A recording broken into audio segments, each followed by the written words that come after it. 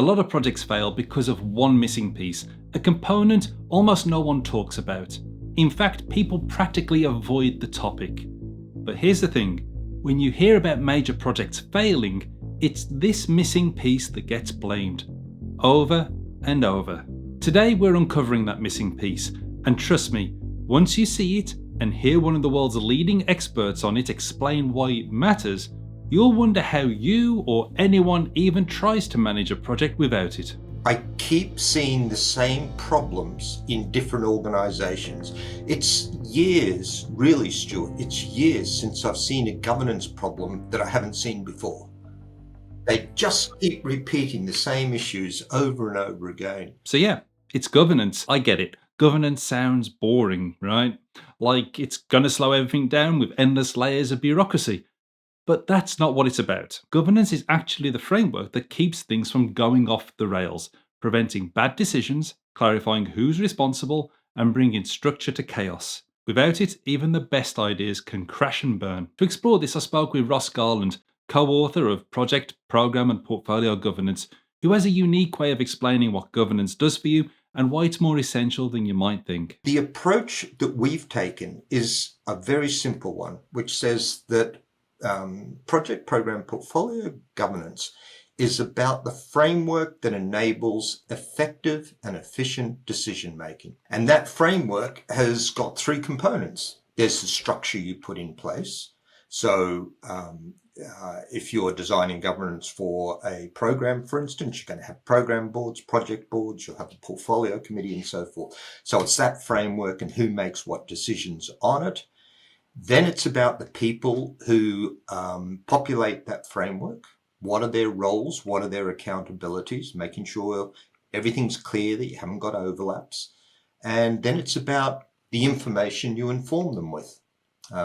Because if you put rubbish information in, you'll get rubbish decisions out. So it's as simple as that, really. It's the framework that enables effective and efficient decision making on projects, programs and portfolios. At its core, governance is about decision making. Who's responsible for making decisions? When should those decisions be made? And most importantly, how can we ensure that those decisions are in the best interest of the project, program, or even the whole portfolio? But let's take it a step further. Beyond knowing who decides, governance is about creating a structure where everyone has clarity. It's not just about paperwork. It's about taking away the variables that lead to confusion and chaos. It takes away so many of the variables that can impact an organization's decision making. So by having the right structures and having the right people and having the right information, you're reducing more and more the ability for the project to go off the rails. So effectively what you're doing is you're getting closer and closer to the optimum decision process. But you know you've got the right people in the room. You know they're sitting in the right committee. You know you've given them the right information. So it's just getting you closer and closer to the optimum decision outcome. In real terms, governance helps organizations to answer their biggest questions. Where should they invest time, money, and people? Because let's face it, those are limited resources, and the allocation of every hour, every dollar, and every team member is an investment that could be better spent elsewhere. Governance is about investment management. So you're looking at the project or the program from the perspective of it being an investment in the organization's future. And that puts a different coloring on it. So things like the business case become very, very important. Things like decision points in gating processes become very important. And then, of course, who makes what decisions? That becomes absolutely critical. Because if you're not clear about that, if an organization isn't clear about who makes what decisions regarding their projects, programs, and portfolios, I can tell you what happens. Nobody's game to make a decision and everything bubbles up to the very top. And that slows down decision making. And it also means when it bubbles to the top, it means the wrong people are making the decisions because those decisions should have been made lower in the organization. Here's the real issue that I see all the time, the governance gap. It's what happens when a change needs a decision, but there's no clear framework to guide it.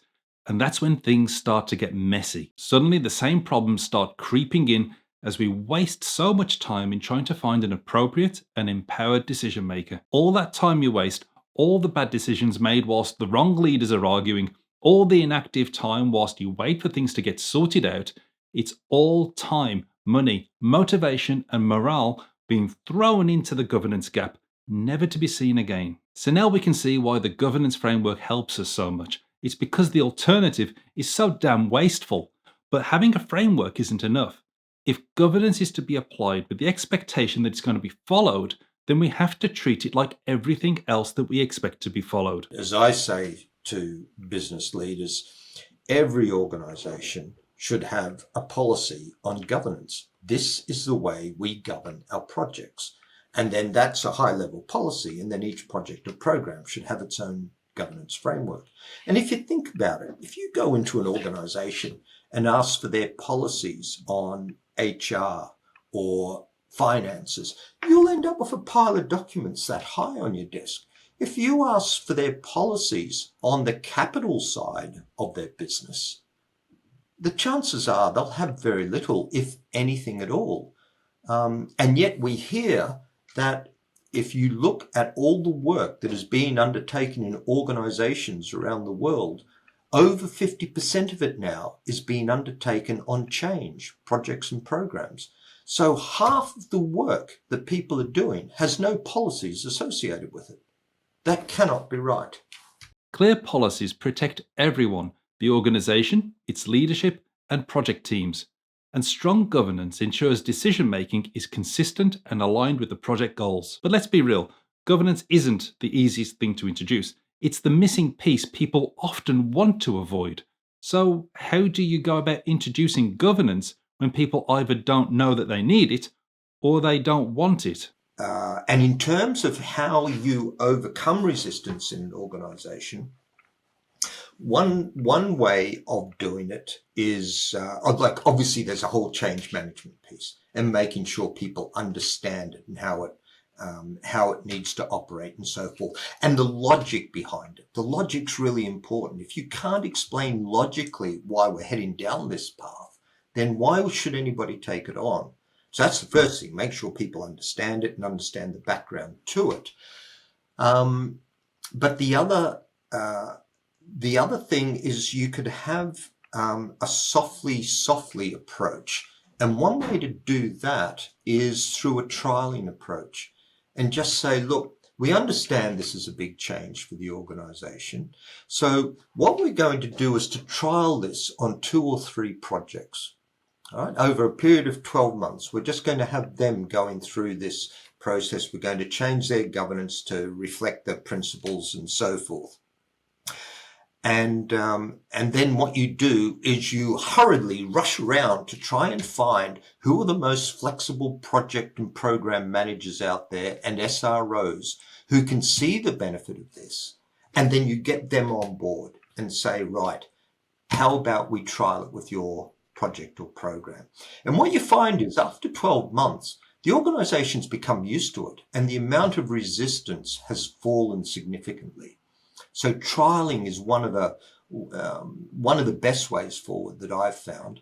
And as I say, you combine that with a lot of discussions with a lot of senior executives on a slowly basis to get people across the line. Now, I'm not saying this is easy. There are real challenges in governance.